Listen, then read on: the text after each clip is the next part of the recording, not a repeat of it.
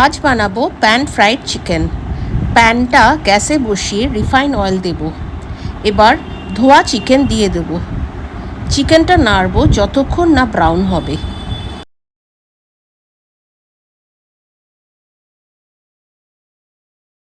এখন অ্যাড করব ginger garlic paste. ভালো করে মিক্স করব। টমেটো পিসেস অ্যাড করব।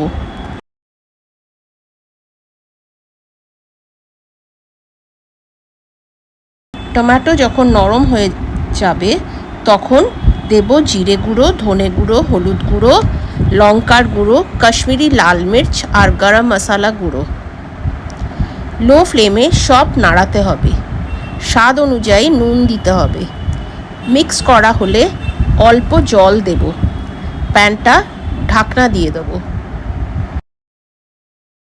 15 মিনিট বাদে ঢাকনা খুলে লেবুর রস দেব।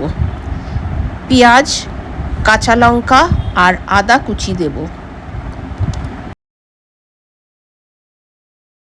একদম লাস্টে ধনে পাতা কুচি ছড়িয়ে দেব।